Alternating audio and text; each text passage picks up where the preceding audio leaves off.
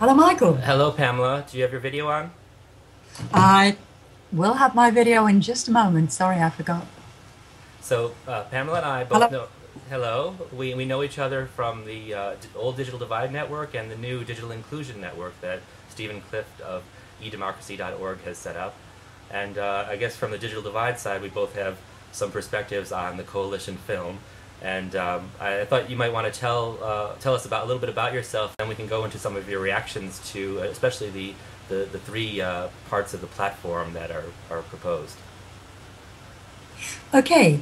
Yeah, so for me, part of the interest of the video was that it started in the 60s because I'm old enough to remember the 60s. Um, and was just happened to be having a conversation with somebody about that just a couple of days ago. So that was quite interesting that was the beginning of it. And yes, the three bits at the end interested me because my work has a lot to do with ICT for development. And when I think about that, I think of it as I try to get people thinking of it like a three-legged stool, that you might be doing ICT for health, but it's going to fall over unless you think of it as being based on a three-legged stool, which consists of I for information, C for communication, T for technology. And the communication is the important bit because you only have communication if you have people who are communicating with each other. And this whole thing about community often gets lost, is my feeling. Okay, and that has so many connections, but everything from a peer-to-peer philosophy to just general openness and transparency. But you know, in addition to the ICT portion, there's also a vision. So you know, I'd love to Yeah. hear your thoughts on that. Something has to bring us together. Oh, what on vision? Well, I no, I'm a problem, Michael, if I go into vision because I'm big on vision, but I think um,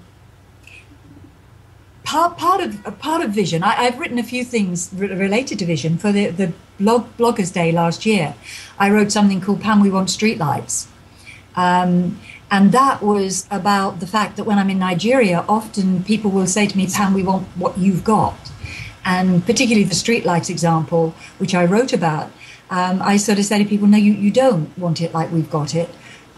We did it first. And so by definition, you know, we didn't, for a first time round, we didn't do it badly. But when you do things first, you usually do them a bit wrong. You know, there's a lot of room for improvement a second time around. And so my vision is really that we look at what we've done in these sort of industrial technological age, the problems that we've run into because we dashed in with enthusiasm and didn't quite see the mistakes we were making. And now we look again and we say, okay, now the so-called developing world wants these things, but we know that we didn't do them right. What can we do to do them better? And the beauty of doing it in the so-called developing world is that the so-called developing world in the rural areas where I know the carbon footprint is very, very low. Whereas over here, we don't want to change things because we're quite comfortable, thank you, and it seems to be going fine.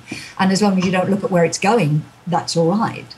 If you go over to the developing world thing, people are happy to try out anything if it's better than what it is at the moment. So you've got the opportunity for alternative approaches, and I hope that then we'll do them better over there and copy them again back here, if that makes any sense. Are you? I assume you're familiar with the phrase appropriate technology.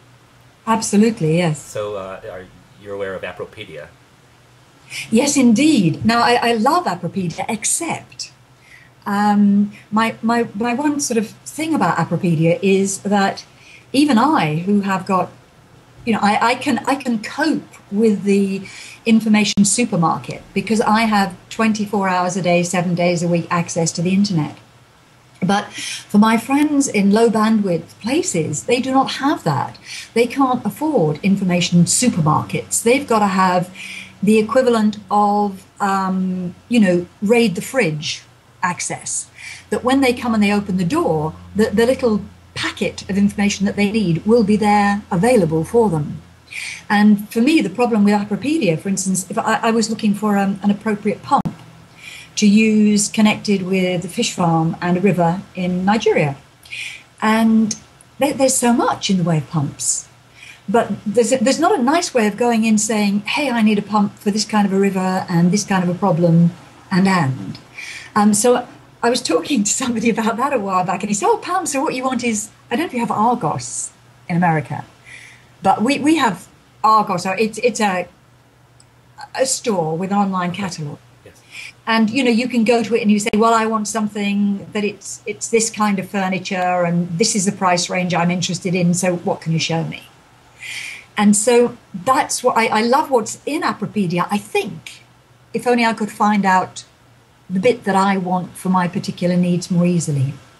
So I'm a fan of Appropedia, and especially Appropedia considered from the people who are behind it and their intentions. And we had convened an event about 2 years ago in California, the Open Sustainability Network conference, and it was a great event, and it's, you know, there's a ton of other groups who have information resources on appropriate technology, going green, all these dimensions of sustainability.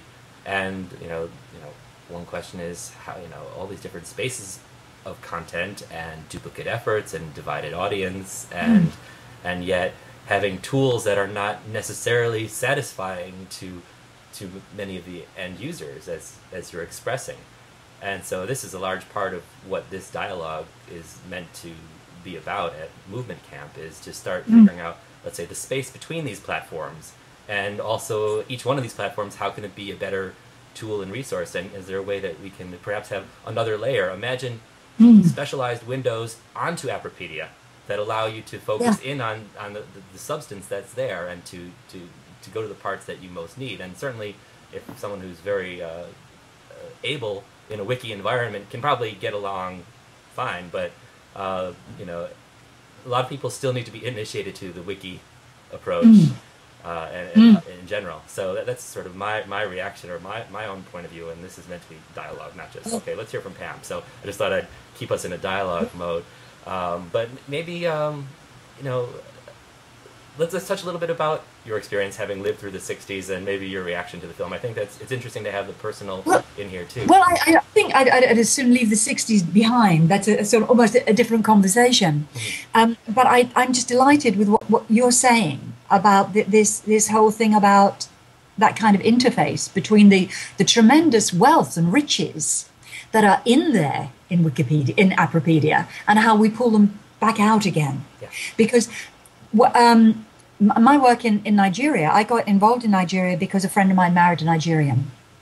And he wanted to take information to his community because he was an IT man. And he said it was crazy that he had to be over here. And he, you know, with the information when he could be back home and information coming to him. And so that was his dream, that he would make community digital information centres available to his people, and he would tie them in with community radio.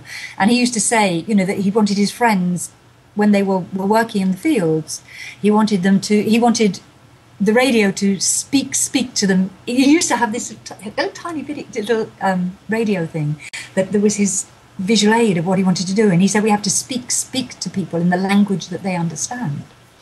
And that was what he wanted to do.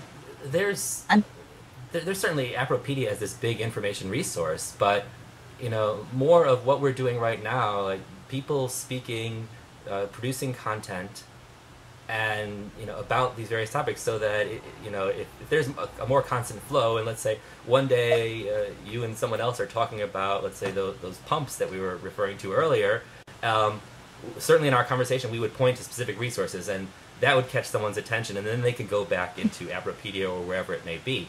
And I think, you know, this is, you know, there was a recent TED talk that I posted on the digitalexcellence.net blog that was about how, I think it was something to the effect of accelerating the crowdsourced innovation kind of thing. And it was that videos playing the major part of that. And the conversation started with dance, and how dance was quickly evolving.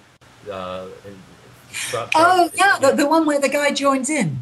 Yeah, but there's like this feedback of going from like California to Japan to wherever else where people are videotaping their own skills and abilities. And I was thinking, how do the question is, how do we apply this rapid innovation to other fields? And the thing is, well, let's start getting more communication happening where we're actually sharing chunks of information that are usable, and there's a greater flow, and people have to find their community. And I'm going to ramble, so let me stop. I would rather you just rambled, actually, and then I can just simply go, yes, absolutely, that's what we've been thinking. Yeah, that's great to hear you saying that, because everything that you're saying ties in completely with, the things that we've got on our heart from what we've been doing on, within the groups that I work with, because I'm in this bizarre situation of standing in between the two cultures. I got involved with Peter's stuff in Nigeria simply because he wanted to communicate with people here, and his English was very African English. And so I helped him to write emails, and I helped him with telephone conversations, and I helped him to go to meet people, and they were embarrassed to talk to him because they couldn't understand what he said because of his accent. And they would ask me questions, and I'd say, well, I don't know, Peter, how many hospitals are there? I don't know, Peter, how many schools are there? And then because I was there talking with him, they stopped finding it awkward to talk with him. And really that's my main role now, with John Dada and with other friends of mine in Aguare, with people in Kenya, with people in various places, that I am this kind of information channel. And that's all that I desperately want to be, to enable the tremendous goodwill, resources, knowledge, everything else, technical ability and stuff that I see with people like you, and then the tremendous, stuff that I see the other side with my friends in Nigeria. And it's just so close, because now, even way out now in Aguare, which used to be, you went out there, it was like you fell off the end of the world. But now, people have phones there, and the two-way conversation should be happening. And where previously I would go around and people wouldn't see how close they were to connecting, now people do see much more they're closer to connecting. And I'm just longing to really get those ends joined up. And what you're doing here seems to me just so wonderful in getting that bit closer to it really happening, that we join up. So I'm tremendously excited what you're doing. Well, and I should shut up and listen to what you say. And let's consider this the first of several conversations that we're going to try and tape and share with other people, because Movement Camp starts in less than 23 hours, but I don't know when this is going to be. I'll put this up on YouTube pretty soon. But it's meant to be the beginning of something. It's not meant to be a one-time event, and we've got to foster a long-term conversation, and we've got to figure out who else to bring into the conversation. So if people didn't show up tomorrow, they shouldn't feel like they missed.